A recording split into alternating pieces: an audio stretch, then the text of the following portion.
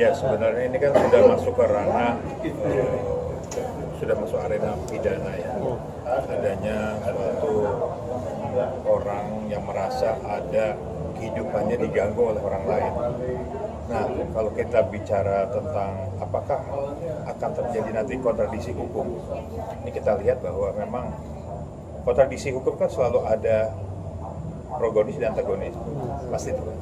Nah, kalau kita lihat di sini kan ada seorang istri yang sah melaporkan bahwa ada perbuatan yang boleh dianggap sebagai apakah masuk ke dalam ranah apa nih pidananya nanti, apa perselingkuhan, perzinahan dan yang lainnya, atau pencemaran nama baiknya. Nah, hal-hal seperti itu. Nah, kalau kita lihat materi cerita ini, bahwa pasti pastinya ada laporan. Nah, laporan pidana ini apakah nanti ranahnya ke perceraian atau tidak? Nah, kita lihat aja. Tapi begini, ini kan Inara ini sempat membuat press conference dan menyatakan mundur dari si Insanul ini ya. Iya. Tetapi beberapa hari yang lalu muncul foto mereka, deng, masih bersama gitu. Buat Mas Gion sendiri dari sisi istri saya ini, bisakah dia, mampukah dia mempidanakan, memenjarakan dua orang ini? Ya sekarang gini, kalau laporan itu kan sifatnya delik itu kan aduan, apalagi undang-undang pidana yang baru ini ya, tentang laporan. Dalam pasalnya adalah korbannya langsung yang harus melaporkan. Satu, yang kedua pasalnya itu juga dua alat bukti juga harus kuat juga. Karena tidak bisa serta-merta kita melaporkan tanpa ada kekuatan barang bukti.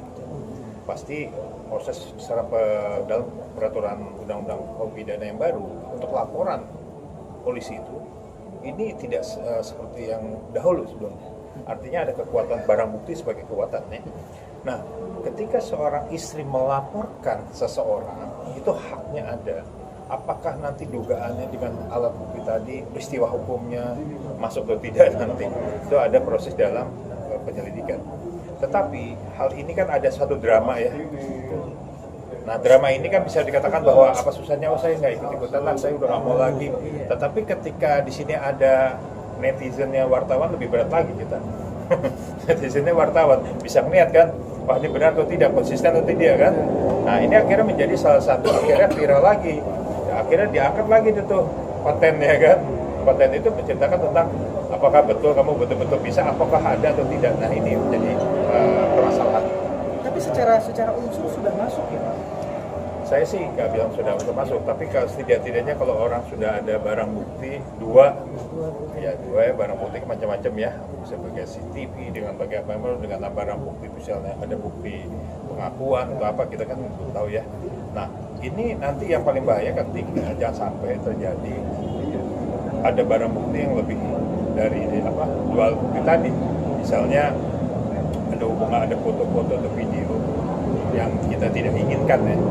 Lalu ada pembuktian bahwa ada seseorang yang menyaksikan ada perkawinan siri misalnya. Nah, perkawinan siri pun sebenarnya ranahnya tergantung apakah itu akan dimasukkan dalam ada kerugian atau tidak. Nah, ini seorang istri tinggal berhak ya. Kalau mengalami suatu kerugian moral, ya pasti akan laporkan. Bang, walaupun itu ada yang bilang kalau nikah siri susah untuk dipidana, kecuali belum nikah. Walaupun nikah siri tidak diakui oleh negara ya. Ya, sekarang kan artinya mengatakan bahwa nikah siri ini adalah merupakan suatu pernyataan. Kan pernyataan itu harus ada pengakuan. Pengakuan ada tidak pengakuan. Tergantung. Kalau yang misalkan dituduh nikah siri dia bilang oh tidak, saya tidak pernah melakukan nikah siri, tapi ada barang bukti. Berarti masuknya kemana? Ya kan? Berarti ada unsur dong. Berarti. Tapi kalau dia bilang saya memang nikah siri, nikah siri dasarnya apa? Misalnya gitu, pengakuan. Tapi kalau yang berat itu apabila tidak diakui ada nikah siri, tapi ada barang bukti. Ini yang menjadi problemnya. Nah, sekarang drama ini kita lihat saja. Apakah nanti masuk ke apakah domain pidana akan lahir atau tidak gitu ya. Kalau terkait illegal access, Bang? Kalau undang-undang illegal access pasti ya. Kalau ini menurut saya sudah ada unsurnya karena memasuki ranah-ranah illegal access ini kan undang-undangnya jelas, baik hukumnya jelas. Kita tidak boleh serta-merta langsung begitu. Tetapi kalau ada korelasi hukum boleh seorang istri meminta kepada suaminya legal access-nya. Ya boleh-boleh saja karena ada kata perkawinan. Ya nggak boleh legal akses yang tidak ada hubungan hukum. Tuh. Walaupun alasannya terkait ingin mengontrol anak-anaknya di dalam rumah atau gimana? Iya, artinya illegal access ini kan pertanyaan begini, illegal access yang dipakai ini ada hubungan hukum nggak perkawinannya? Kan sudah tidak ada. Kalau sudah tidak ada, ya nggak boleh lah. Apalagi menyebarkan. Apalagi menyebarkan informasi data itu masuk dalam undang-undang ITE yang kalau undang-undang yang baru, pidana yang baru sekarang, baru. ancamannya lumayan. Oke, Mas, berarti di sini ada mens rea ya? Iya, mens rea udah jelas, domain pidananya udah jelas, tambah kelihatan tampak ini kelihatan kan. Nah, cuma saya nggak mau mengatakan bahwa apakah ini nanti ceritanya historinya akan kemana. Tapi historinya udah saya lihat bahwa akan lebih mengangkat untuk konfrontasi secara hukum. Oke, tapi satu lagi terakhir. Secara hukum atas apa yang dilaporkan Waratina terhadap Ihsanul, presiden dan segala macamnya, secara Iran juga melaporkan Ihsanul tapi ternyata mereka masih bersama. Kalau dari sisi hukum ini bisa ada pengambilan nggak sih?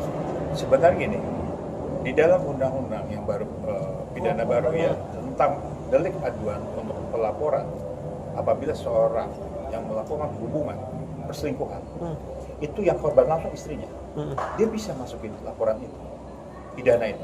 Tetapi apabila ada sekepas pengorbanan, misalnya dia ada KDRT kan ada macam-macam undang-undang, psikis, ekonomi dan sebagainya macam.